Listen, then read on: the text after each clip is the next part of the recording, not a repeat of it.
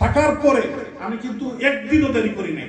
সুলতান ভাই বা এখানে লালা ভাই বা এখানে মারুফ ভাইরা যারা আছেন আমাদের সিনিয়র নেতৃবৃন্দ, তারা দেখেছেন, যাদের সাথে কামাল চাচা আছেন, হরমুজ ভাই এখানে নাই, আরো যারা নেতৃবৃন্দ আমাদের যারা যুবলীগের কলিগ আছেন, আমরা সবাই কিন্তু, কাশেম ভাই আছেন, খসরু ভাই ছাত্রলীগের দিয়ে আছেন, খসরু ভাই তো সবসময় যোগ করতে জানি না কি আর ভুলে গিয়ে বসে থাকি, ছাত্রলীগে না আসলে যুবলীগে না আসেন।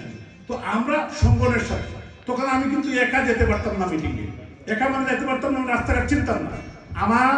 আমি তখন ওই যে মিনিক্যাম্প ছিল, মিনিক্যাম্পে যেতাম।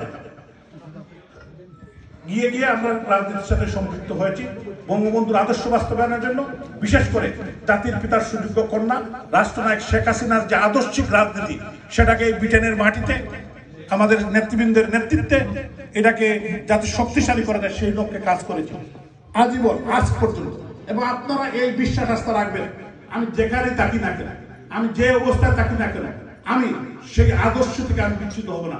আমার জীবন যেতে পারে, আমার সেই বিশ্বাসের জায়গা, সেই আদর্শের জায়গায় আমি কোনো কম্প্রোমাইজ করবো না।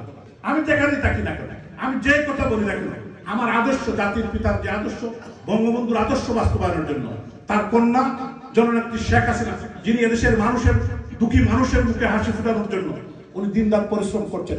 আমার একটি প্রশ্ন জাগে, উনি যে কষ্ট করে দেশের মানুষের, এই 18 কোটি মানুষের সুরক্ষা, এরাও 18 কোটি মানুষকে একটি অগ্রগতি উন্নতির জন্য শিক্ষা, বাসস্থান, স্বাস্থ্য, এদেশের মানুষের ইজ্জত সম্মান বাড়ানোর জন্য বিশ্ববাসীর কাছে আমরা যাতে মাথা উঁচু করে দাঁড়াতে পারি, জাতির পিতার যে রেখে দেওয়া স্বপ্ন বাস্তবায়নের জন্য আমাদের নেত্রী বঙ্গবন্ধু কন্যা রাষ্ট্রনায়ক শেখ হাসিনা উনি দিনরাত করেছেন। এই বয়সে উনার কিন্তু বয়স হয়েছে, এই বয়সেও কিন্তু উনি আমাদের থেকে একটি, আমরা টায়ার্ড হয়ে যাই, উনি কিন্তু টায়ার্ড হন না।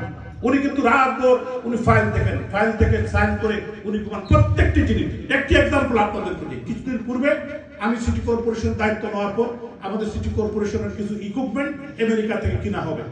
যেহেতু আমার নাম মেয়র হিসাবে সিও, চিফ ইঞ্জিনিয়ার, আরো 2-3 ইঞ্জিনিয়ারের নাম সেখানে কয়েক মাননীয় প্রধানমন্ত্রীর কাছে জিওর জন্য পাঠানো হয়েছে।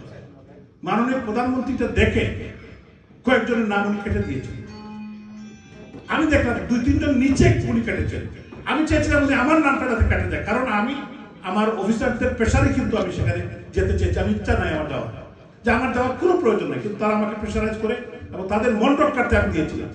দেখলাম মাননীয় প্রধানমন্ত্রী আমার নাম রেখেছেন, কিন্তু আরো কয়েকটি নাম নিচের দিকে কেটে দিয়েছেন। কেন? যে উনি বলেছেন যে এদের যাওয়ার তো কোনো প্রয়োজন নাই সেখানে। তার মানে উনি প্রত্যেকটা জিনিসের খবর রাখেন, প্রত্যেকটা জিনিস উনি দেখেন, নিজ চোখে দেখেন এবং উনি সিদ্ধান্ত দেন।